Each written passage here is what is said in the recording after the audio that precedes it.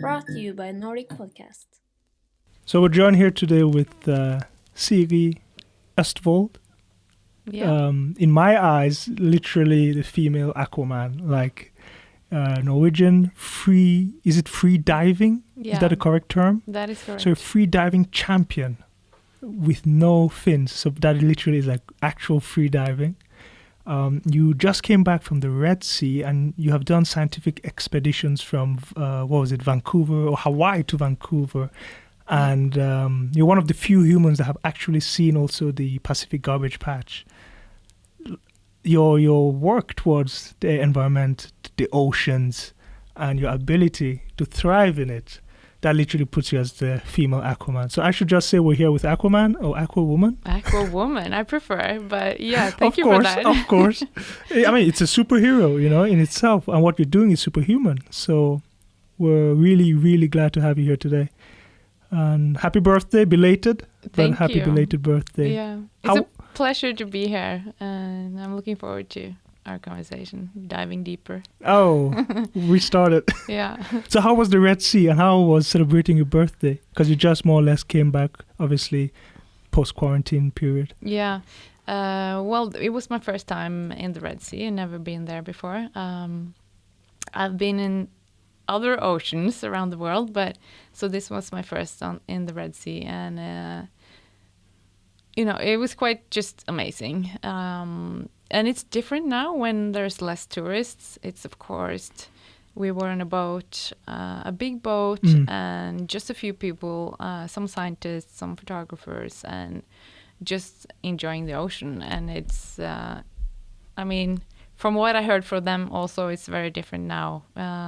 You're quite, more alone, basically, on that sea. So, what took you guys there? Like, what brought you to the Red Sea? Well, it was my ocean friends, I would say.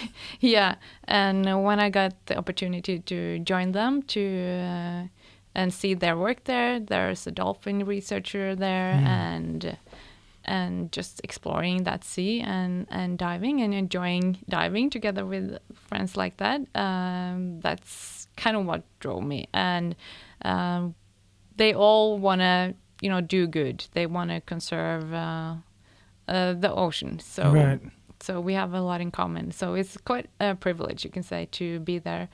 And also on my birthday. So that day was just filled with free diving and scuba diving, which I also learned there. Mm-hmm. Oh, you learned that after free diving? Yeah. Usually the opposite, I'm sure. Yeah. It's like, free diving is becoming more and more known. But yeah, I think scuba, for some reason, is also a way into like the diving world. But so was it free diving that brought you into the realm of the ocean, or did you get interested in ocean and aquarium life and all this first, and then discover free diving? Yeah, the latter one. Yeah, okay. Because I in my childhood my parents took me on the sailboat. They had a sailboat, so every weekend we were just sailing on the coastline here, and every summer we did 1 month on Norwegian, Swedish, and over to Denmark. Wow. And from that experience, I had a lot of just really nice experiences by the ocean and sailing, and also when I was a little kid, just exploring and with a mask on, and snorkel, right. and watching the life under the surface, the crabs, the small fishes, shrimps, and all those things. So what feeling were you left with at that age, watching really the ecosystem, how it's connected? Yeah, well, I think it's for me, it's this magic kind of, I would say, in the ocean, and like all that life that you can explore, that is different from you in a way, that it's a different world. So it's like a place you can visit, but it's not really a place you can stay in. Wow. For now. I like that. Yeah, so it's on, other animals' terms, basically. You're a visitor. You're the tourist. Yeah, I'm the explorer. So, yeah. I see. And I really want to dissect all these amazing not only adventures and scientific researches and expeditions you've been to, but I also want to take it kind of slow and chronologic because there's way too much, literally, to unpack. So, obviously, a childhood on the ocean, where you were really impacted with the life around. But was it a major in college or in high school or in university that was in marine biology or? No, so my background is more into the visual communications and design. Right. And I've also done a couple of years of art up in northern Norway in the Lofoten Islands. Because you're a business architect? Yeah, so now I'm a business architect. So what I work with now is strategic branding and like in innovation processes and making businesses more sustainable, if you can say that. Yeah. So it's that's a journey also to get there. But right. I think for me, I was very interested in photography, like capturing moments, and also, telling those moments, like conveying a story. And so that has brought me like through photography and art, and then more over to design and communication part of that. And then I've done a lot of different identity and branding work, and now I'm more on the strategic side. Wow. On that. So, because I can do a lot of, impact with the knowledge I've gathered over the years and the skills through, the way, let's call it just design. Exactly. Yeah. Because it's an overlooked element in business, and it's honestly, it's a very impactful field within business as well, because you do control everything from before the process of the product to after even.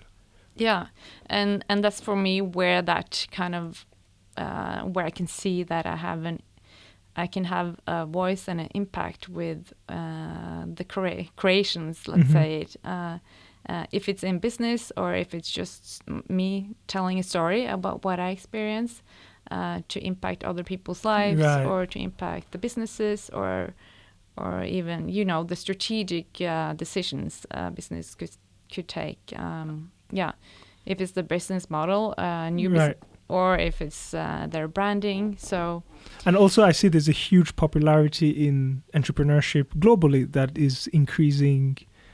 I mean, it's really the quickest job description, I think, or was top 3 was entrepreneur. We're getting more and more every day and every year, and this also really feeds your industry as a strategic, because there are more and more people who need guidance. I don't know if you've noticed that growth, or if it's true, if there's some feedback or truth to that. Yes. Well, one thing I think about when the growth of that is at least for designers, their role has been seen, more that you actually can have a lot of impact on the business. So they are higher up in the hierarchy, let's say, and can actually influence more when you put the designers in an earlier phase, if it's more strategic phase of the businesses. So yeah, exactly. And there's this really, I've probably heard of him, Nima Shahinian. He's a designer known in Norway, more or less, in certain areas, but he's a great designer. Works, I think, at Oslo Design It.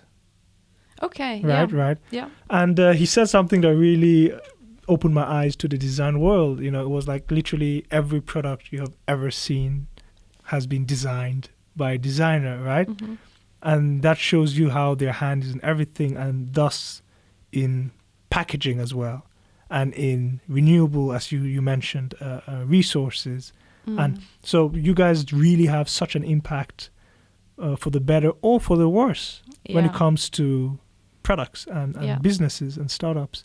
Yeah, there's a number I've heard that like 80% of the negative impact of a product is like determined in the design phase. Wow. So depending on how you define the design phase, but 80%, that's a really high number. Yeah, it is. So when you think more about coming into more circular business models, and then you can actually see how you can create a more positive impact instead. Exactly. To keeping the resources in a loop and not, avoiding waste. Right. Yeah. And we're obviously seeing, who else to ask but you, the environmental turnover or consequences of, excess plastic or packaging. So maybe it's a leap, but not only what inspired you to start that scientific trip through the Pacific Garbage Patch, but also talk us through that. How was that process? Yeah.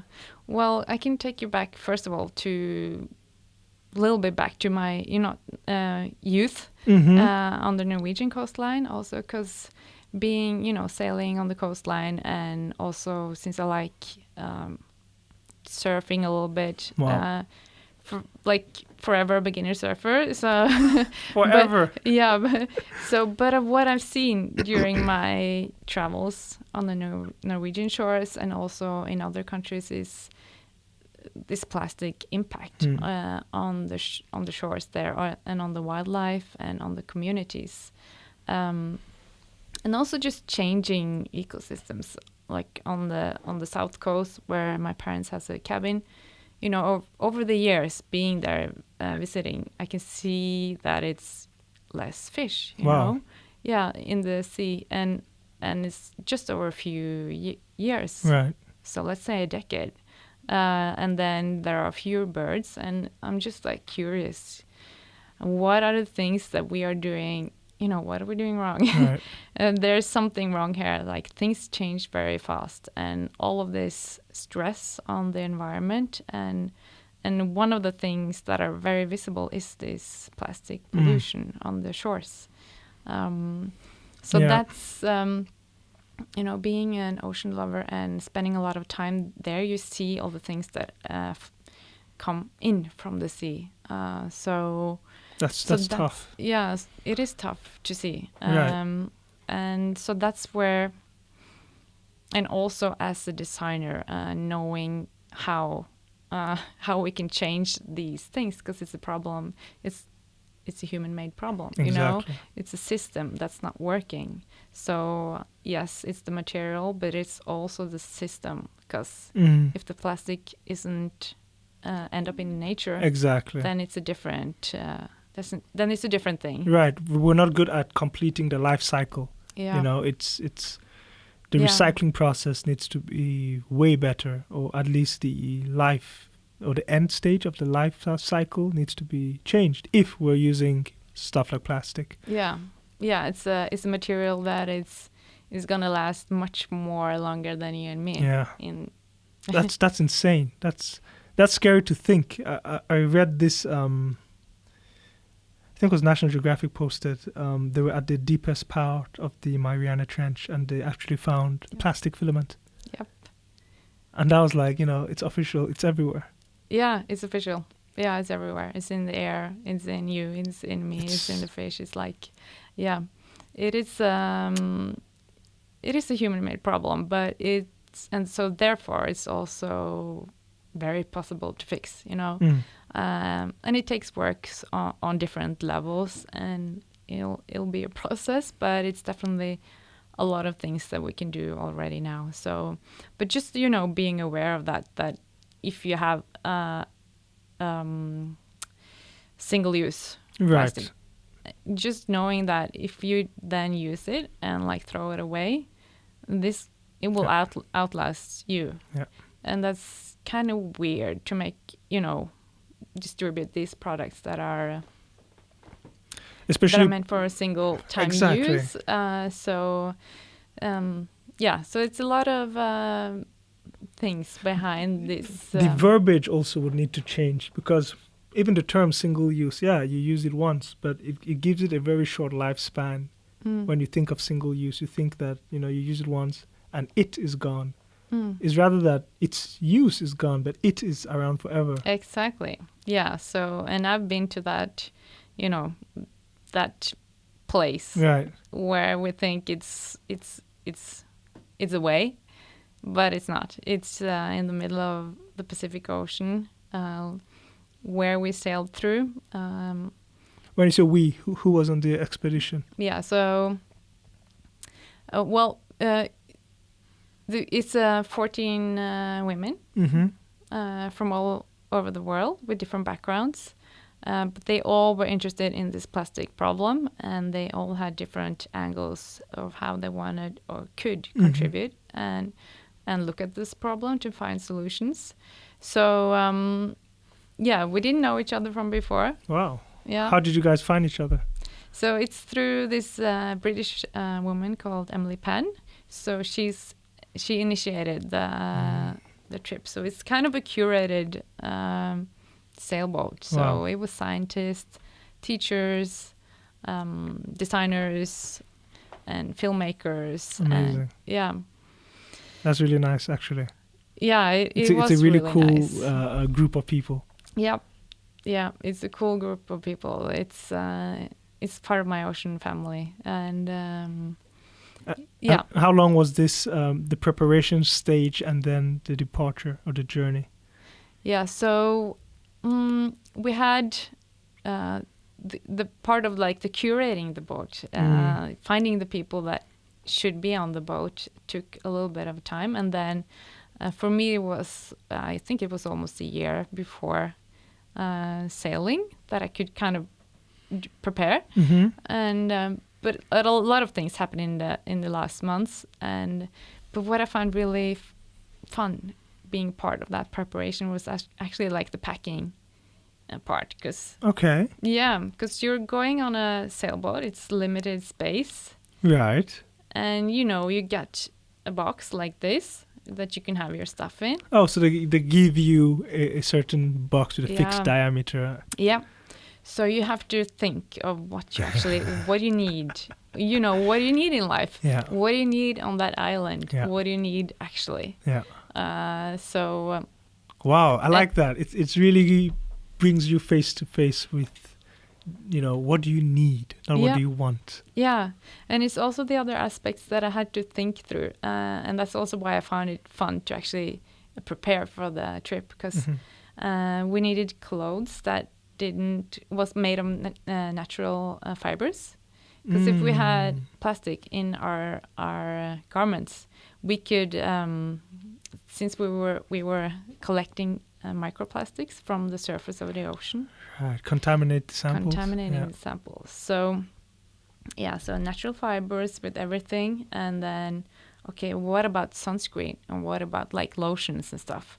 Okay, because all the things you can literally, it's going right out in like the beautiful Pacific Ocean. Right. You don't want to bring toxins with you out there. So what I bring? So natural oils then, and I have to find the right sunscreen, because it's a lot of things inside of these products. So and I also wanted to bring like a solar charger, for my cameras and stuff. And what else? So things like, the more you think about it, the more you see almost everything we use has something that isn't compatible with nature. Yeah, so you get really close to understanding that we're in nature. So everything we do and every choice we make in the things we buy, it will have an impact. If it's positive or negative, but the choices you do matters. Right. Yeah. I'm thinking now, like, so you found the essentials, you filled the box. Yeah. Everyone hopefully succeeded. Yeah. No one left like, came with one pair of underwear or something, Well, I was happy about having brought a lot of like wool. That's smart. Underwear. That's smart. Yes. I would pack something silly like 20 socks and then pants. Okay, but I'm socks not good is at good. Socks is good. Socks okay. is good because like one of the girls, she kind of forgot socks because she was living in Bali at that time, and she was living her life barefoot. And then it gets quite cold. It can get of course on the Pacific. Absolutely. Yes. So Yeah, she was very, she wanted my wool socks, but I'm sorry. Nope, take a dive. Yeah. Yeah. Oh so gosh. That is funny. It's an element. It's an extra element that can really be overlooked yeah. when one thinks about the trip. Yeah, Just what you pack in itself can become currency on the ocean. Yeah, that's true. That's true. And that's like the part of the things that I enjoyed being there. It's like understanding. It's a small society, Mm-hmm. You need to have all the things resources. You have to have fresh water to drink. Okay, so how do we get that? Make sure we have that. And the food. Okay, so what kind of foods can, not go to waste while we're out there? So we have to think about all the basic things, but it's really... Yeah, what type of snacks did you bring, or food? Obviously can be wrapped in plastic. Yeah, so we did I brought chocolate. Wow. Yeah. Straight to the point. Yep. I like that. Yeah. It's important, to keep everybody happy, because that's so important on a sailboat. Yeah. And then you have something to share. I'm sure you were the... I didn't expect anything back. It was just for sharing. You were the most popular one on the sailboat, 100%. The person who brought chocolate is a trick. Chocolate for others as well. Yeah. Wow. Yeah. So how long did it take to go to Hawaii to the destination, the Pacific Garbage Patch? Yeah, so it took the whole sail from Hawaii over to Canada. It took 3 weeks. Mm-hmm. So let's say 1 week out, we started entering like the more dense zone of what is called the Great Pacific Garbage Patch. So it's like one week sailing in, 1 week sailing like through the garbage patch. Wow. And then kind of like 1 week sailing back over to Vancouver. 1 week sailing through it. Yeah, it is big. So that's massive. And since you asked about like preparations, for me, like the mental preparations, it's hard to understand what you're about to, go into. And so for me, I tried to not have too much expectations, just being there and like preparing the small things that I could, and then just being very, taking everything in while we had this journey over the Pacific Ocean. So you were cautious that the risk would be disappointment to the upside or the downside, or expectations to the upside or the downside. I don't know, really. It's just, I think I don't know, the openness of it to just to be there. Yeah, just to experience it. And you wanted to experience it without assumptions, raw. Raw, yeah. And also that it's hard to understand. And, it's the plastic problem it's a huge problem, but what met us there is, you have this myth of this island of garbage. But what it is, it's broken down all the plastic in tiny pieces from the sun, from the wind and the waves. So it's basically more of a soup that's out there. So this is also very hard to kind of imagine, and you can think about it and think but when you're actually there and see it in a different way, and having like all of the experiences with me sailing out from Hawaii, which is another story, because that has had an impact on me also. But the island community, and seeing how they were impacted from the waste coming onto their shores, and also the wildlife there, how they are affected. So you have that as a background, and then you sail out, and then you say goodbye to the islands, and then it's just open ocean, and you sail like 24 hours for a week, and you start to see more and more of this like plastic items on the surface. So it's building up to something. Right. And then so what we do to collect microplastic samples it's called a mantitrol that is on the surface, Right. collecting all the tiny pieces on the surface. And when I first saw that, like it's a mesh, it's a very fine mesh. And when I saw like that first sample coming up, it hits you like in a very different way. Just like here, you Wow. understand it more here and in the heart also. So, and that part is hard to know how to, prepare for. Mhm.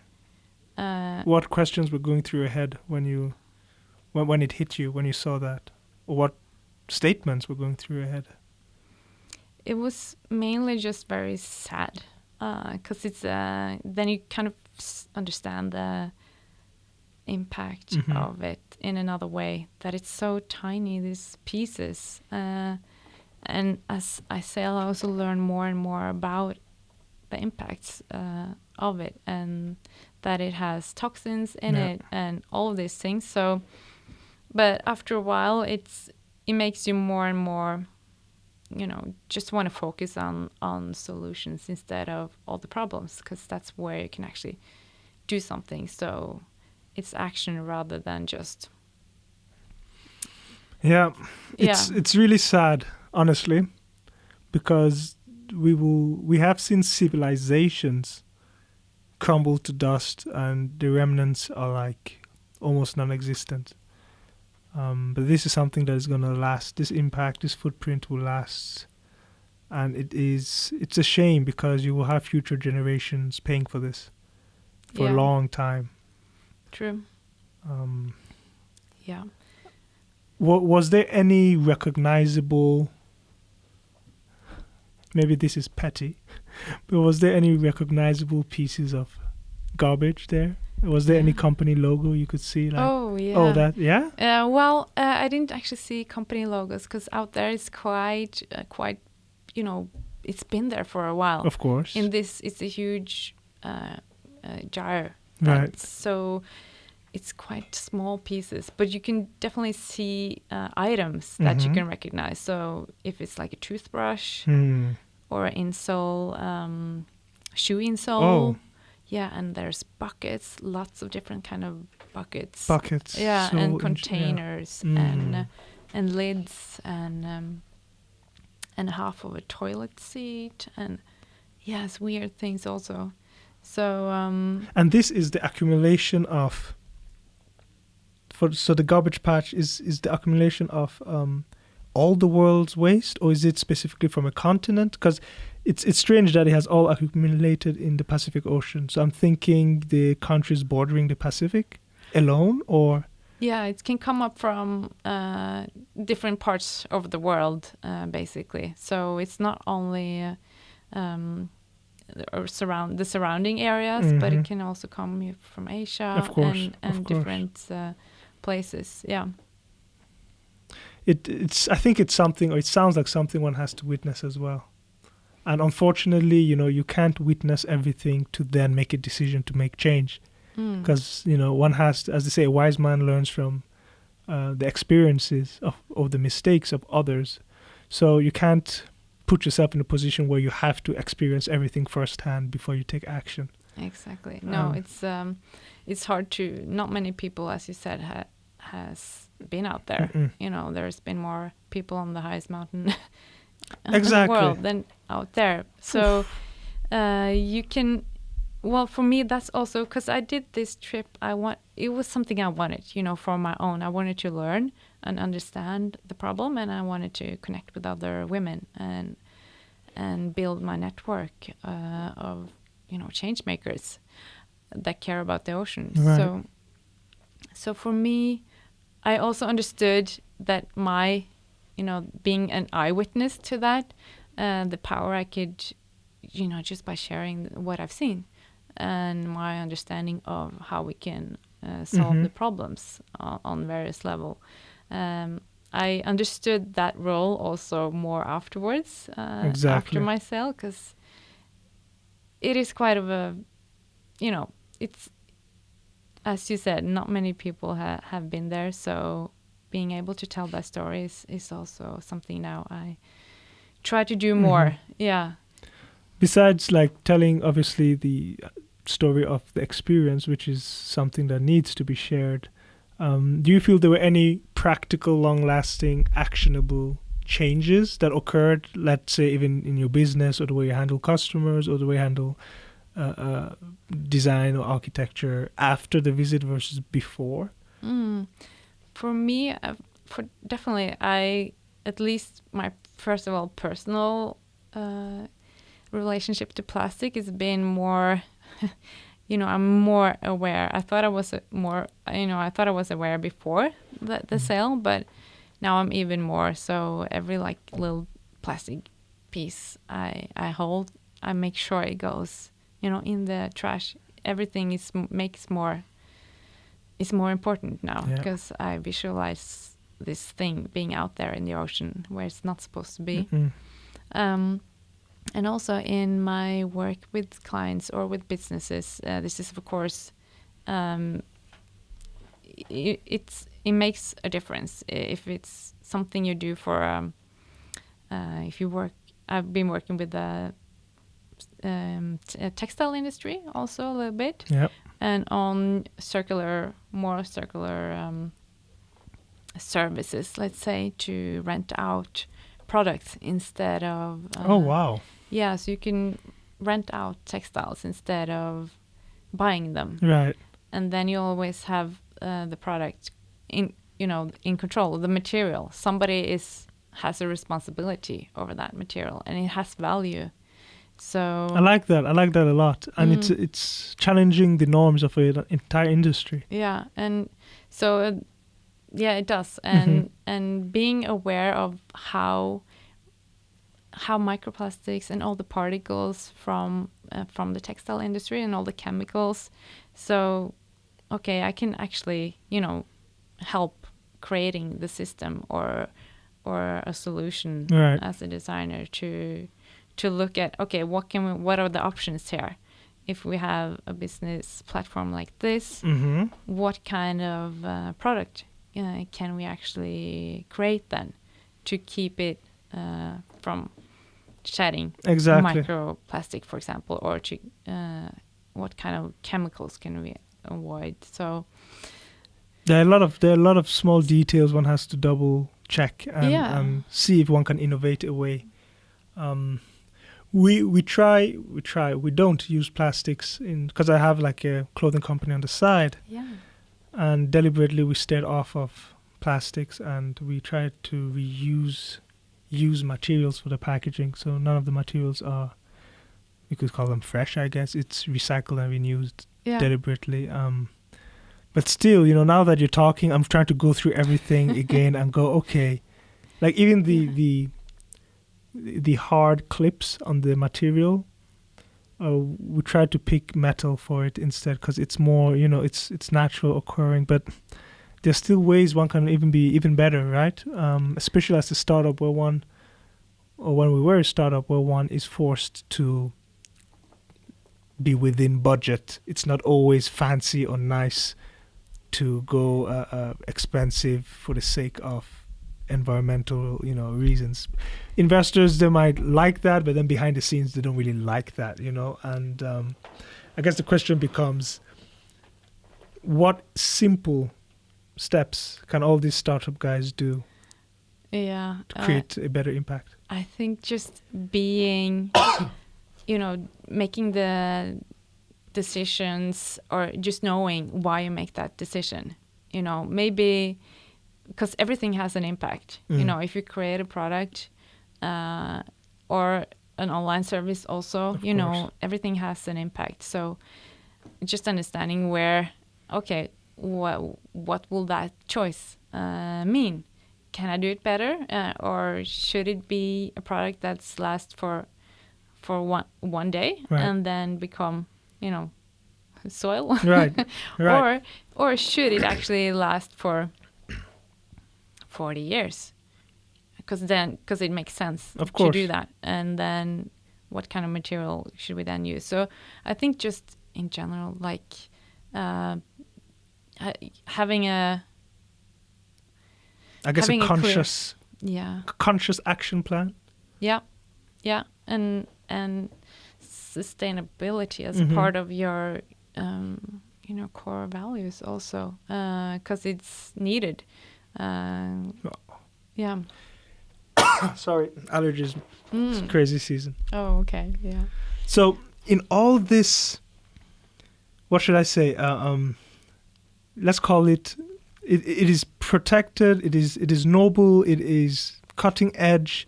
But then you go off and do something as crazy as free diving, which is on the forefront of adrenaline and risk. How so did this? that's how you see it. That's how I see it. Exactly. That is how I see it. Yeah. Can you tell us how you see it? Like, what is the justification for this?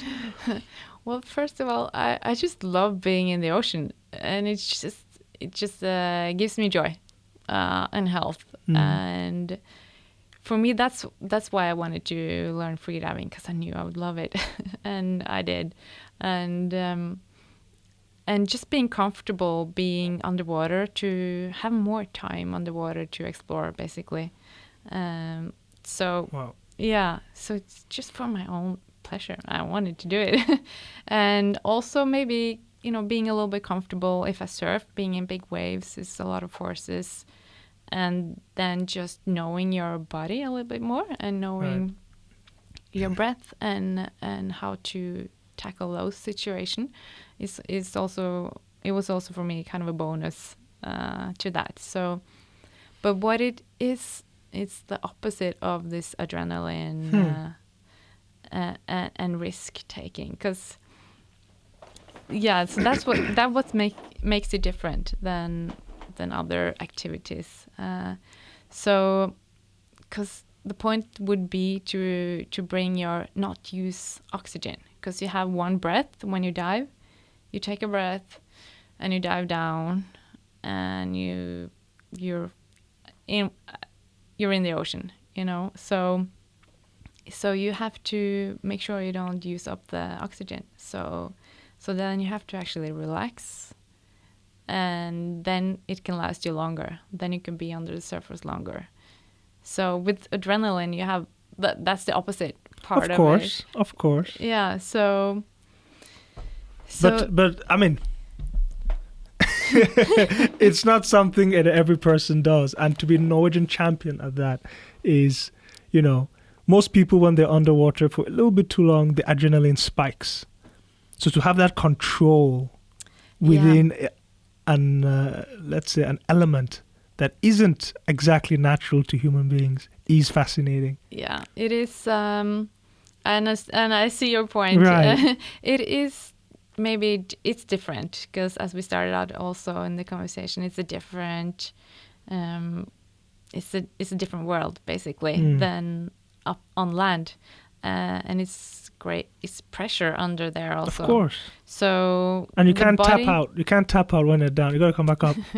Yeah, you have to go back up. Yeah. You got to remember the return trip. Yeah, that's true. So if you go 10 meters down, there's 10 meters up again. So you have to remember that. That's scary.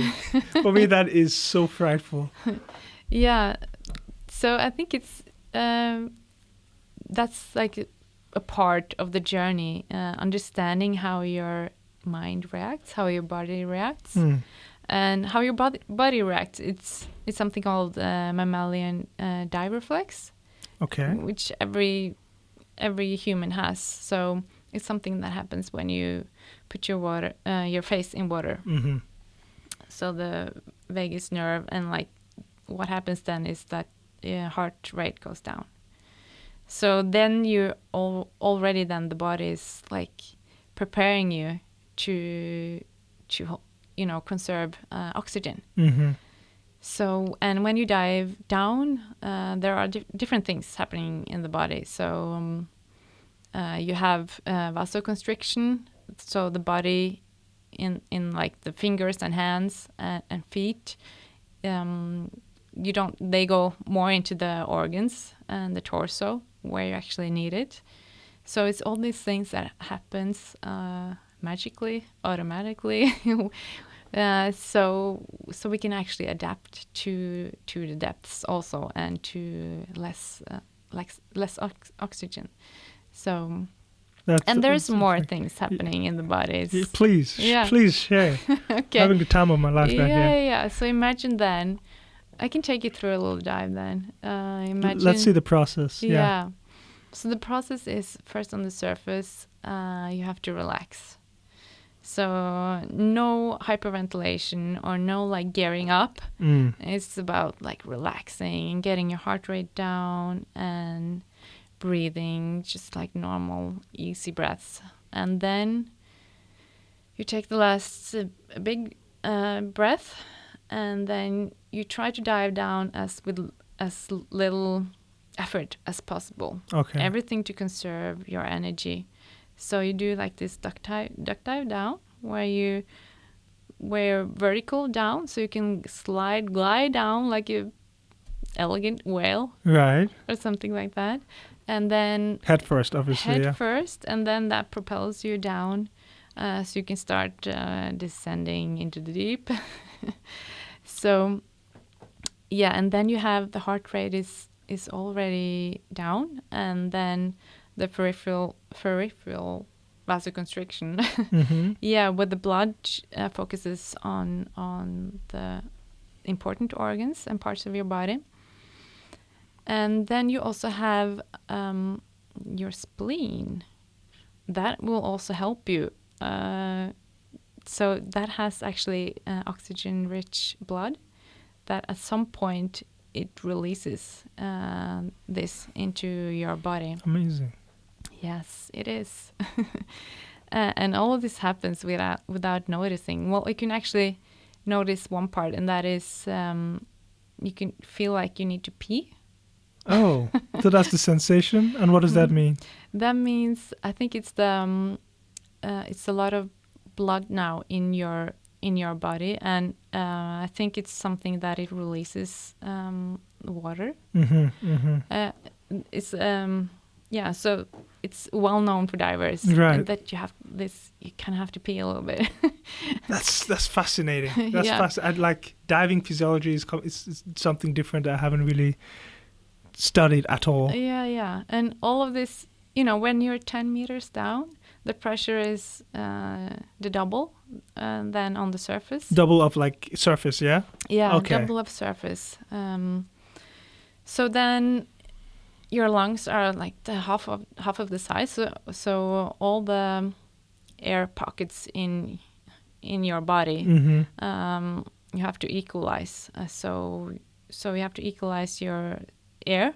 So all of the air that's right. In your sinuses. Exactly, in your skull, in your... Yeah, so you have to equalize on the way down. How do you equalize that? Is it consciously, or is it... Yeah, it's consciously, yeah. So, well, maybe you've had this sensation on airplanes where you have to like... Right. Yeah, and... Pop your ears. Right. So there are two different ways of doing that in general. They call it like the Frenzel maneuver.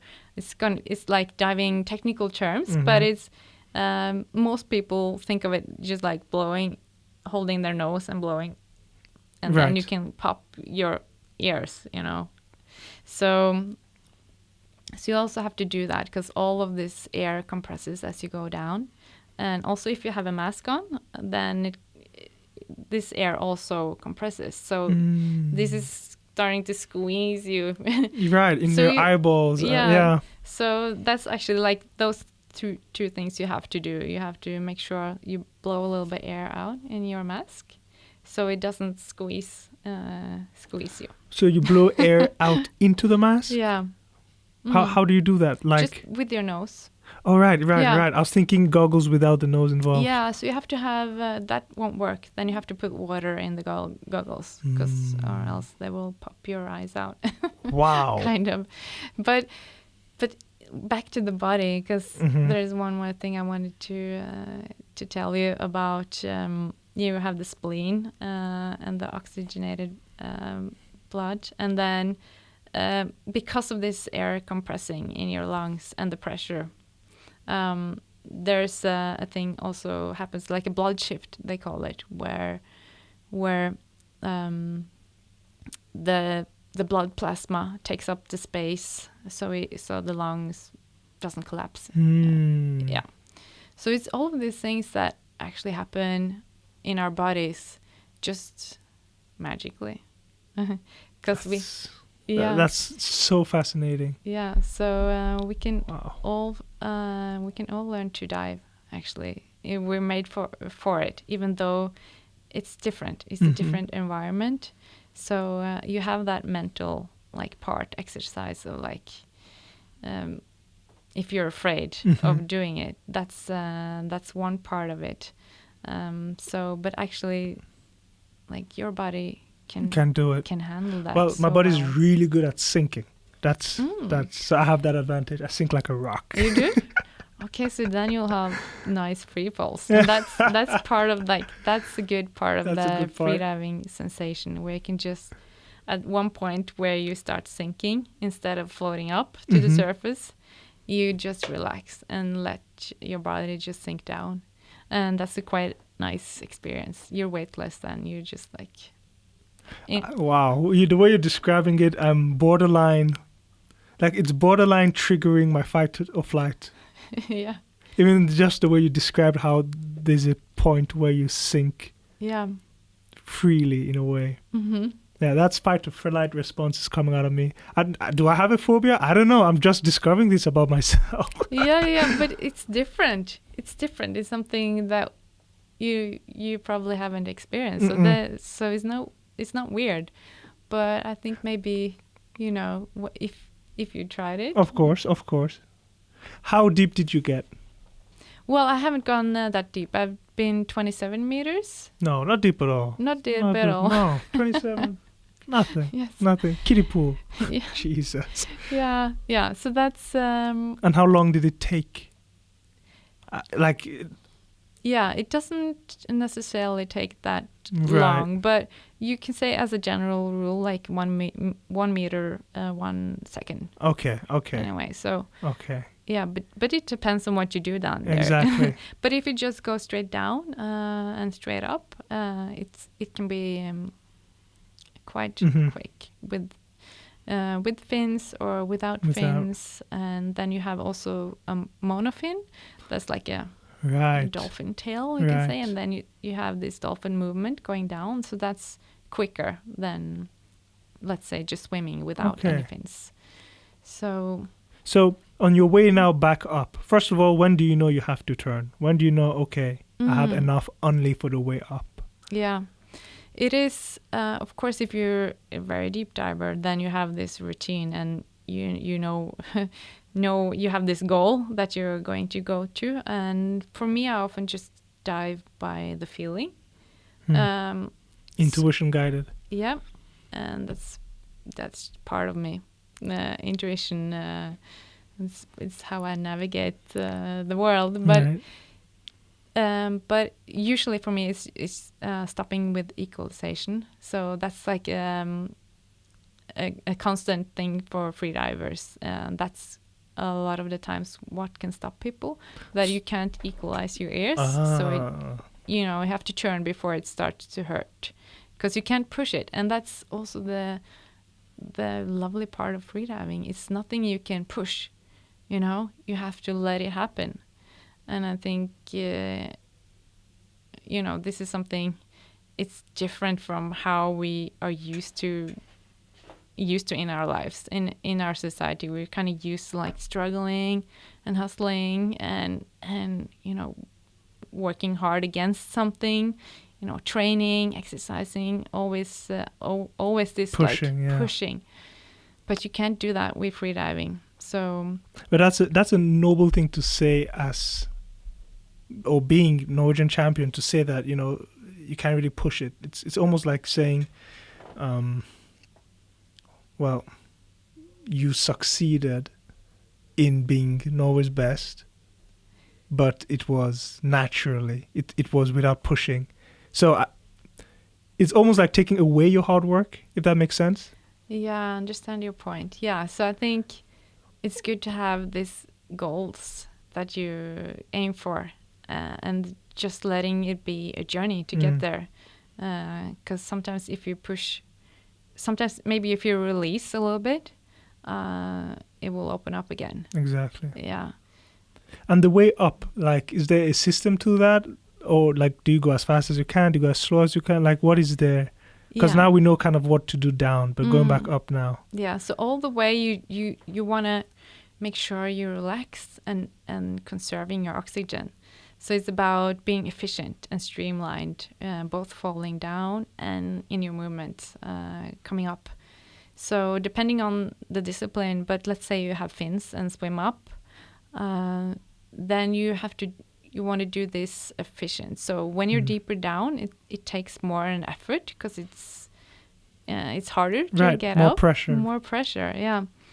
And then, but still, you just have to remember trying to do it as efficient, or learn to do it as efficient as you can, and also, your mind also is using oxygen. That's one of the things that. I'm out. I forgot about that part. Yeah, I just black out, pass out. Yeah, so don't do that. But that don't can do happen. That. All right. Yeah. So oof. Yeah, so that's just relaxing, and just also this is also routine, and knowing yourself and knowing your body and knowing your limits, and just experience.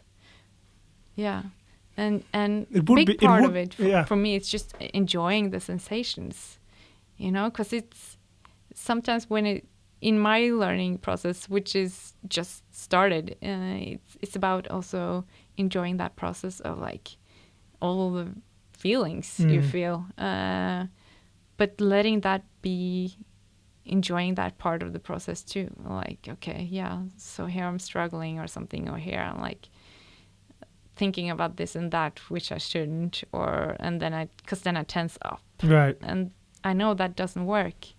So then I have to find new ways to relax, and making the movements up to the surface as easy as possible. And at one point, you will just start rising without any effort, like right before the surface. So then you just relax, and then at the surface, you do this. You breathe out and take a big breath in, and one more. And one more to kind of quickly oxygenate your body again. And that's the dive. That was a dive. That was descriptive. That was chilling. Wow. Okay. So I would one day, if the opportunity presented itself, give it a try. But just from your description, I would love to see if there are any studies made on the EEG, so the brain waves of deep sea divers. Because from an outside perspective, I'm all here with adrenaline and panic and phobia. But from your perspective, it's calm and serene and peace. So I don't know if there are any studies about like the brain. Are you guys in like delta waves while doing this? Like, I would really want to know, because there's a disconnect here between me and the person who's actually done it. It's a good question. I'm not sure, but actually, I have to find out. Yeah, find out. I think it should be. If not, we do it. We'll do it ourselves. Because the way you're describing it sounds serene. Yeah. And that's the last thing I would. So I met some researchers in Croatia when I was diving there, and they measured different things. It was a heart rate while diving, to see what happening for various divers and at various depths.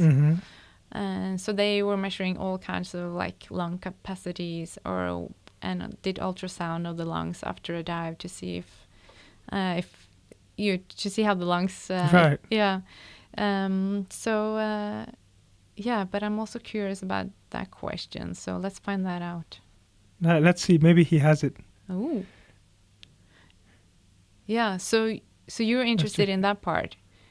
Well, I'm interested in everything, but I always like seeing why people, are either on the same page or not on the same page. And as an athlete myself, I understand when I'm describing, for example, sprinting, sometimes people can relate that are not sprinters. Mm-hmm. But such a disconnect we're having right now, for me, that is like a flag that why is it being described as something so serene and calming, and the people on the outside are... Now, is it only me? Am I subjective? 1 second. Oh, wait.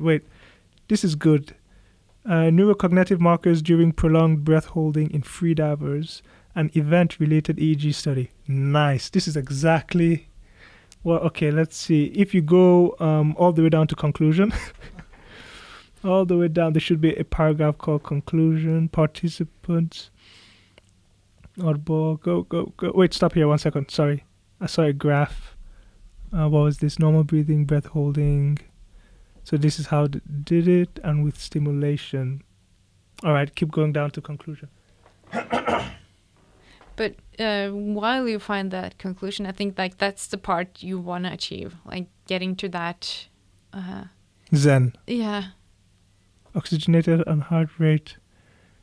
Yeah, just keep going down. Keep going. The conclusion always is the most succinct wrap up. Wow, this was an extensive study. That's good. It means, okay, acknowledgement, I think we passed it. Ethics statements, conclusion. Despite the fact that the PBH requires several unique psychological processes involving cardiovascular functions that mitigate oxygen supply, decrease in sensitive organs, self-control, motivation, and cognitively inhibiting respiratory musculature, no significant changes can be detected in brain electrical responses measured by neurocognitive EEG in experienced readers. Wow! Whether the lack of changes is due to the capacity of the brain to respond successfully to the hypoxic hypercapnia state during long BH phases, so BH breath holding, or because of the limitations in the possibility of reliable measurement of neurocognitive markers at the very end of the apnea phase, needs further investigations in elite apnea diving. So basically they're just saying there was no difference, but they're not sure if it is the participants or the equipment. But for now, they can say there's no difference. Given the adaptation mechanism of freedom of training, the assumption of intact brain functions in breath holding of up to 4 minutes may only account for majority of active freedivers, but not for non-freedivers. Freediving novices or elite freedivers performing breath holds that regularly extend 4 minutes, or in those disciplines involving changes in hydrostatic pressure level. So wow, so that's you. You're just a beast. You're just calm in the storm. There are no changes so far. That's even scarier. Wow. Yeah, but it is different. Like in different dives, I can feel different, and on different days, I can feel different also. Has something ever gone wrong? I'm sorry. That was the phobia asking. But like, has there ever been like an accident? Has something ever gone wrong? For me? For you or for the people within your vicinity, immediate? For people, it has. Because if you're diving in the ocean, it's everything can happen. It can be currents if you're not aware. And if you don't know the area you're diving, it can be currents or other things happening that you have to, or that can impact your dive. How would a current impact the dive? Let's create the nightmare so I don't sleep tonight. Oh no, let's don't. No, really. Like, would it like make you resurface at a completely different place, or would it be that you can't resurface? Well, it's you have different kinds of currents, and I'm sure maybe you've seen like the rip currents out from the ocean, and then you have routine like things you can't swim right against it. You have to swim across. Exactly. You can't fight it right. in the end. So, but depending on the currents, if you're going line diving, meaning like straight up and down, the line will not be vertical, and then you'll see if there's a current. And if it's a very long dive, there might be a current longer down, but you will see it on the line. And so that's like a safety measurement to detect currents. Yeah, you can say so, that it doesn't really work like that. You can't really do efficient dive if it's currents. No. Because then your body won't relax. You will be like dragged from the line, Exactly. and you'll need to try to adjust to free fall Yeah, efficiently. it ruins everything. Yeah, and if you don't do line diving, if you're just diving, a lot of people here in Norway do spearfishing. Wow, really? Yeah, they hunt underwater. Yeah. In Norway? Yeah. Where? Like all over the coast. Underwater spearfishing in Norway? Yeah. Ah. I didn't know this. Yeah. Yeah. So there's not a big, huge community of Yeah, freedivers. he's but on it. Spearfishing is popular a little bit. Okay. It's growing in popularity. So. And then you have different things that can happen that is not that controlled as a line dive, and then you have to, always dive with a buddy and always do the safety. There's a safety routine. Okay. You don't go diving alone. Okay. And there's always one watching you from the surface. So minimum 3 people, basically. Minimum 2 people. Oh, so 2. Okay, so the same guy watching from the surface can Yeah. be the guy that you're going. Yeah, with, so you okay. you don't dive both at the same time. Okay. So that's one thing that you should definitely do, because that will save people's lives. Of course. Yeah. And when does the guy that is up at the surface know that there's danger? Is there a certain time? Is there like... Well, he have to keep an eye on his body that's down there. And there are things that can happen freediving. It's like a shallow water blackout is the thing that can happen when you... What is that? Shallow water blackout? Yeah, so you can black out from the lack of oxygen if you don't... Of course. Let's say follow your routine, or if something unexpected happened, or if you stress out. And then you have to have a body there. And then you have to have the safety routine to know what to do. And so it is like that. That is an aspect of freediving that you should know. Of course. And that's why people take courses, and that everybody that should want to freedive should take a course, because then you will learn all these basics, and then you will know how to always take these safety measures. So, but back to the current then, like all of these things that happening in the nature, and then it was this amazing fish you want to either, look at or shoot if you're a hunter. Right. So then there are that aspect that comes in, that maybe you get excited, or maybe shit, the current.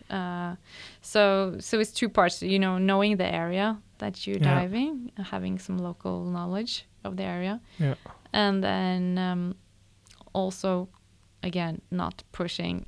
Not pushing. Yeah, so rather, knowing that, okay, let this fish go and I go up, instead of like turning and going down again. So it's fascinating. It's a new world. Yeah. I'm a land-based athlete for a reason. Yeah. So I didn't want to give you any like nightmares, so I try to keep it more into like the safety part of it. Okay. Yeah. Because mission failed. I'm still getting nightmares.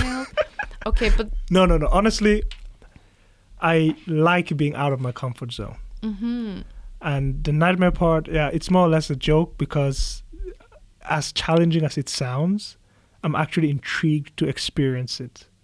Yeah. But within safe precautions, measures taken. Exactly. And I think it's like just starting with a mask and a snorkel in the ocean. Yes, because it's a different world. It's amazing to kind of experience all the things happening, all the life in the surface, and the light is beautiful, and it's a magic world that's available. Exactly. Maybe not right here in the Oslo fjord. How deep is it out here? Like, could you free dive here? Yeah. You can free dive people free dive down to 60 meters just out here. 60? Yeah. Whoa. Yeah, so there are spots that you can actually do that kind of like line diving and free dive. But you have to... You ready, Alex, after this? Perfect. Yeah. Oh man, last podcast I ever did. Oh, wow. Yes, because you will enjoy it so much that you don't Of want to be course. on land again. Naturally, Yeah, that's why, right? Yeah. No, it's not only inspiring, but it is thought changing to really see that world through your eyes. It's and we forget, the planet is what, 70% this water. It is. Yeah, the blue planet. Yeah. It's really something that unfortunately gets overlooked a lot. Yeah. Not only the ecosystem there, Mm-hmm. the maintenance, the impact we have on land to what's there, but also as an athlete, the sports there, or the experiences that being a surfer or a free diver can bring. It's definitely something that one has to explore, get out of the comfort zone and see. Yeah, and I think since we're land animals, but still a lot of us live by coastlines in different ways,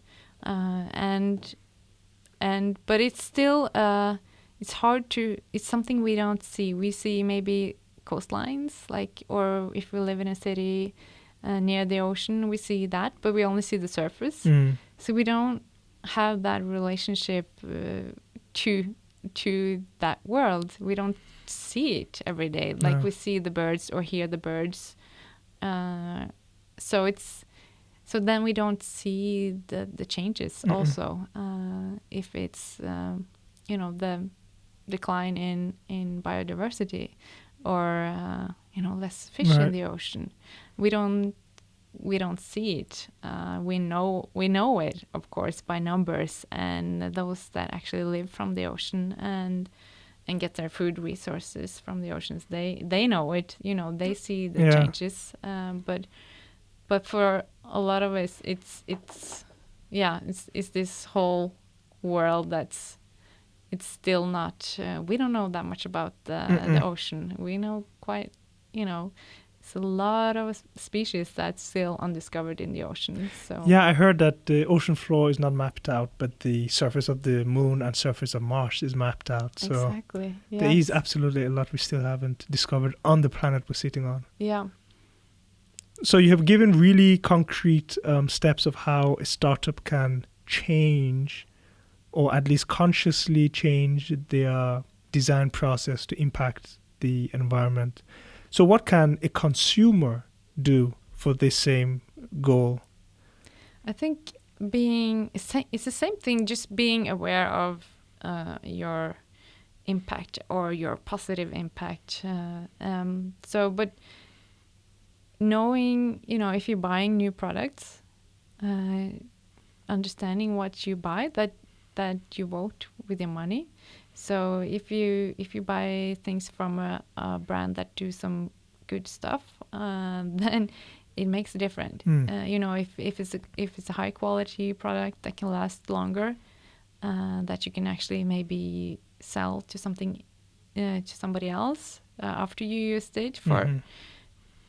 There are several aspects of being a consumer, how you can Amazing. Yeah, and also not the least our food choices. That's of course you can make big impact in your food choices, and it's not that easy being a consumer today. You actually have to do a lot of digging to understand a lot of these things, but hopefully it will be easier in the future to take that decisions, because as you said, it's all about knowledge, right? It's all about the knowledge. education process, and people like you who have seen certain things are taking obviously the right steps to educate us who haven't. Yeah, that's a big part of it.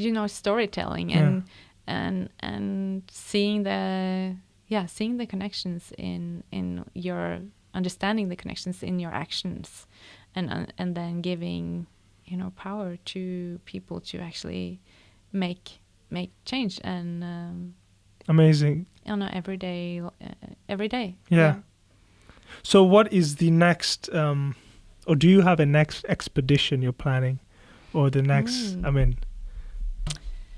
what's coming up?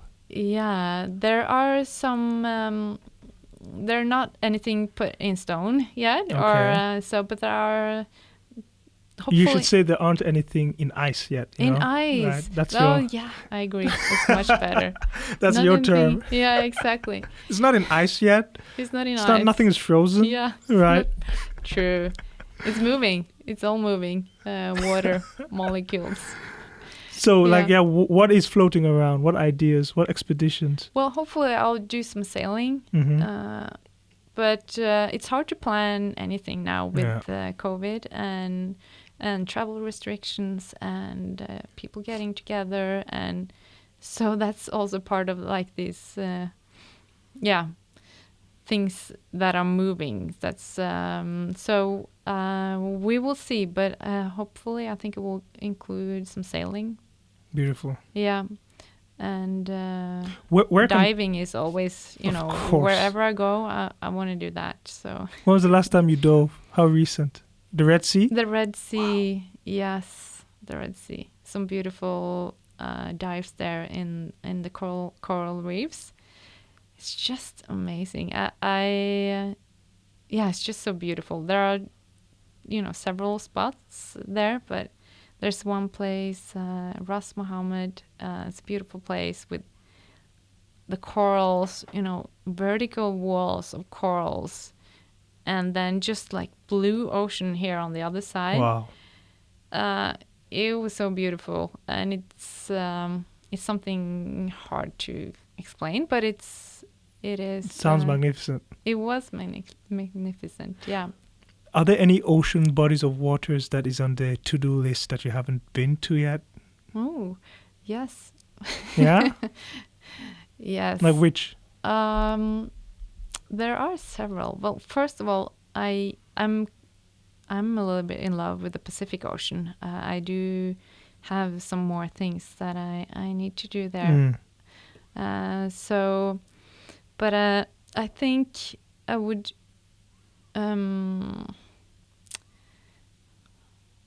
There are several. Maybe also in the north. I have been diving in northern Norway with humpback whales and orcas, and like seeing that wildlife and seeing that, just the life. I want to do that again. I would like to do that again. So, but also a little bit diving under the ice would be Jesus. great. She wants to give me a heart attack. Sorry about that. No, deep sea diving with orcas and under the ice. That is, wow. Yeah, so I want to dive all over and all over the world. Where can we see this? Like, do you put all these things somewhere? Where can we follow you? I think Instagram is the easiest one to follow. So I Okay. do put out some posts and some stories and try to share some of my adventures there. That will be just under my name on Instagram, Siri Østvold. You'll find me there. And Perfect. Yeah. Perfect. We'll put it also in the description. Yeah, and that's mainly The main place. Yeah. Siri Østvold. This was hair-raising in the best way possible. If you have anything closing you would give, like, to really hit home the point of your experiences and the point that you're trying to show, with the environmental impact and with the duties that young entrepreneurs have, as well as consumers, like, what would you say? I would say just like being aware of your surroundings and of your role as a person just in this world, and also as a role, whatever your business is doing, Mm-hmm. and what are your strength, and what is your actually, how can you make a difference with your unique Nice. brand or the value that you bring to the world. How can you actually Perfect. make a change? So I think it's just like the awareness. I love that. Mm-hmm. Siri Østvold, we'll be following you. We'll be living vicariously through you. And yeah, that's it, everyone. Thanks a lot, really. It was a pleasure to have you here. Likewise, it was a lovely talk. Thank you for having me. Absolutely. Yeah. Thank you, guys.